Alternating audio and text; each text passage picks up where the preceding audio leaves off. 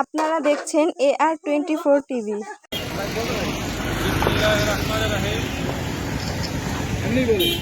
প্রিয় সহকর্মী বন্ধুরা, আসসালামু আলাইকুম ওয়া রাহমাতুল্লাহ।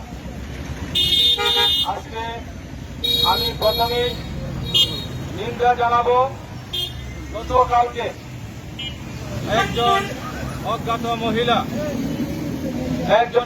মহিলা আমাদের একজন সহকর্মী উপরে যেভাবে হামলা করেছেন, আমি সেই হামলার প্রথমে আমি নিন্দা করছি।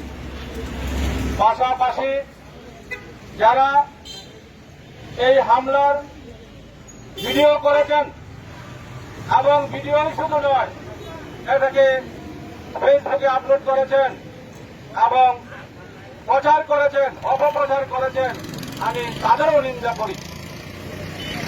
আজকে এই দুটো জিনিস পরিষ্কার হয়েছে গাজীপুরে, যে বিগত সময়ে ফ্যাসিস্টে যারা সহযোগিতা করেছে, ওই সহযোগীরা এখনো তৎপর রয়েছে গাজীপুরে। আমরা এই জিনিসটা অত্যন্ত দক্ষতার সাথে গতকালকে পরিলক্ষিত করেছি। আমি জাহাঙ্গীর সাবেক মেয়র জাহাঙ্গীরের যে অনুসারীরা ছিল, গতকালকে তাদেরকে খুব অ্যাক্টিভ দেখেছি ফেসবুকে এবং বিভিন্ন ষড়যন্ত্রে তাদেরকে অনেক সোচ্চার দেখেছি।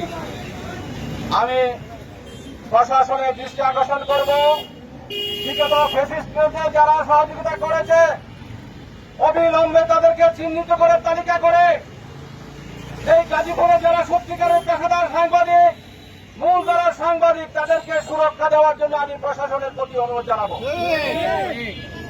এবং যারা নেপথ্য থেকে, আমি এই মহিলাকে দূর দিতে চাই না, এই জন্যই এই মহিলাদের পেশা। উনি ভাড়া নিয়া ওনাকে ভাড়া করে এনেছে সাংবাদিককে নির্যাতন করার জন্য, কিন্তু যারা নেপথ্য থেকে ভাড়া এনেছেন, আমি প্রশাসনের প্রতি দৃষ্টি আকর্ষণ করে বলতে চাই, যারা এই মহিলাকে ভাড়া করে এনে সাংবাদিকের উপর আক্রমণ করিয়েছেন, তাদেরকে খুঁজে বের করে দৃষ্টান্তমূলক শাস্তির আওতায় আনতে হবে। অন্যথায় আমরা সাংবাদিকরা গাজীপুরে বৃহত্তর আন্দোলন গড়ে তুলতে বাধ্য হব।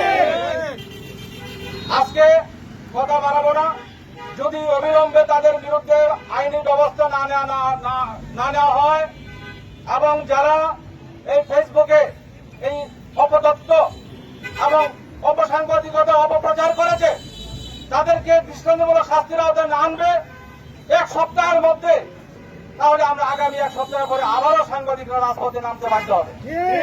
এই কর্মসূচি ঘোষণা করে আজকে যারা এই মানববন্ধনের আয়োজন করেছেন, আমি তাদেরকে ধন্যবাদ জানিয়ে, বিশেষ করে গাজীপুর সদর প্রেস ক্লাবের সম্মানিত সভাপতি এবং বাংলাদেশ সাংবাদিক নির্যাতন প্রতিরোধ কমিটির কেন্দ্রীয় কমিটির সভাপতি জনাব আবু বকর সিদ্দিক ভাই, আমার সহকর্মী বন্ধু, ওনার প্রতি কৃতজ্ঞতা প্রকাশ করছি।